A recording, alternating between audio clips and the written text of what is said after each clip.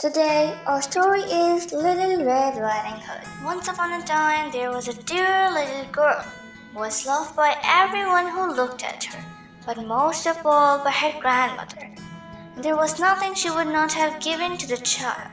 Once she gave her a little cap of red velvet, which suited her so well that she would never wear anything else. So she was always called Little Red Riding Hood.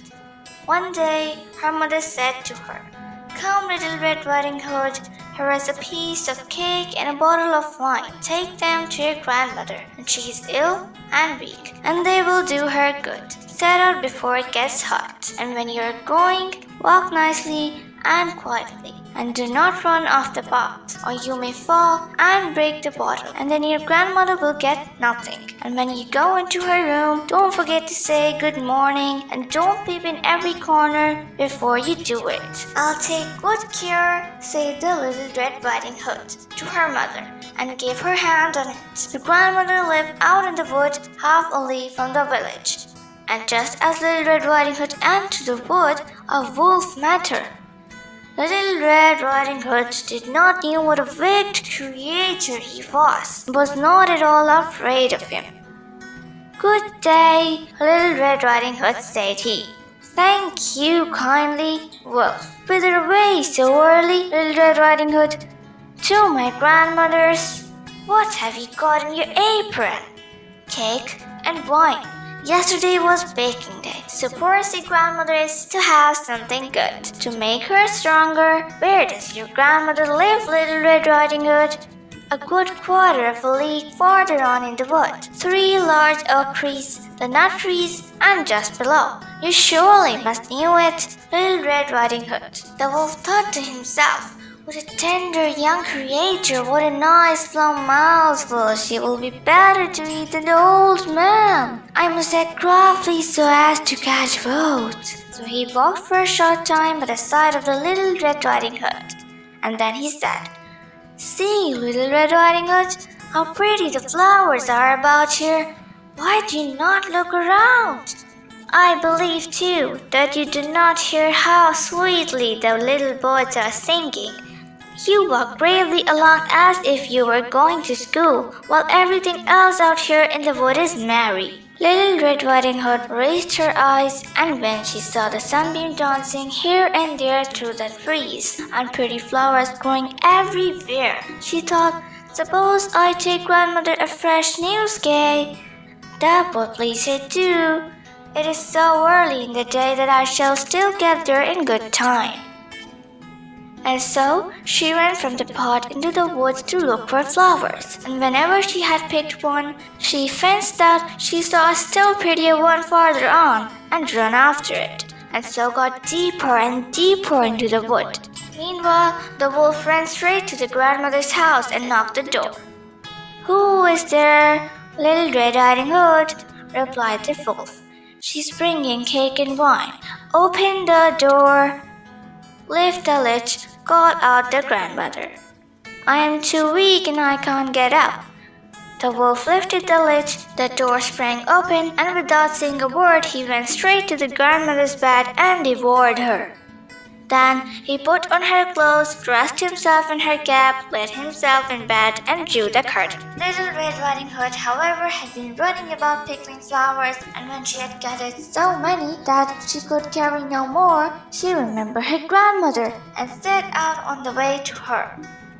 She was surprised to find the cottage door standing open, and when she went into the room, she had such a strange feeling that she said to herself, "Oh dear, how uneasy I feel today, and at other times I like to be with grandmother so much." She called out, "Good morning," but received no answer. So she went to the bed and drew back the curtains. There lay her grandmother with her cap pulled far away her face. "Oh, grandmother," she said, "what big ears you have." "The better to hear you, my child," was the reply. "But, grandmother, what big eyes you have," she said. "The better to hear you with, my dear." "But, grandmother, what large hands you have, the better to hug you with." Oh, but grandmother, what a terrible mouth you have! Better to eat you with. And scarily the wolf said this. Then with one bound he was out of the bed and swallowed up the little Red Riding Hood. When the wolf had appeased his appetite, he lay down again in the bed, fell asleep and began to snore very loud. The huntsman was just passing the house and thought to himself, how the old woman is snoring. I must just see if she wants anything. So he went into the room, and when he came to the bed, he saw that the wolf was lying in it. Do I find you here, you old sinner? Said he. I have long sought you. Then just as he was going to fire at him, it occurred to him that the wolf might have devoured the grandmother and she might still be safe. So he did not fire, but took a scissor and began to cut out the stomach of the wolf. When he had made 2 snips, he saw the little Red Riding Hood shining, and then he made 2 snips more, and the little girl sprang out crying. "Ugh, how frightened I have been! How dark it was inside the wolf!" And after that, the aged grandmother came out alive also, but scarcely able to breathe. Little Red Riding Hood, however, quickly fetched great stones with which they filled the wolf's belly. And when he wanted to run away, but the stones were so heavy that he collapsed at once and fell and died. Then all 3 were delighted. Then the huntsman drew off the wolfskin and went home with it. The grandmother ate the cake and drank the wine which Little Red Riding Hood had bought. But Little Red Riding Hood thought to herself, as long as I live, I will never be myself leave the pot to run into the woods when my mother has forbidden me to do so. It is also related that once when Little Red Riding Hood was again taking cake to her grandmother, another wolf spoke to her and tried to entice her from the pot. Little Red Riding Hood, however, was on her guard and went straight forward on her way, told her grandmother that she had met the wolf and that he had said good morning to her with such a wicked look in his eyes that if they had not been on the public road, he would have eaten her up.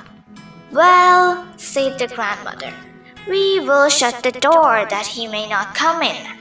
Soon after the wolf knocked and cried, Open the door, grandmother, I am Little Red Riding Hood and I am bringing you some cake. But they did not speak or open the door.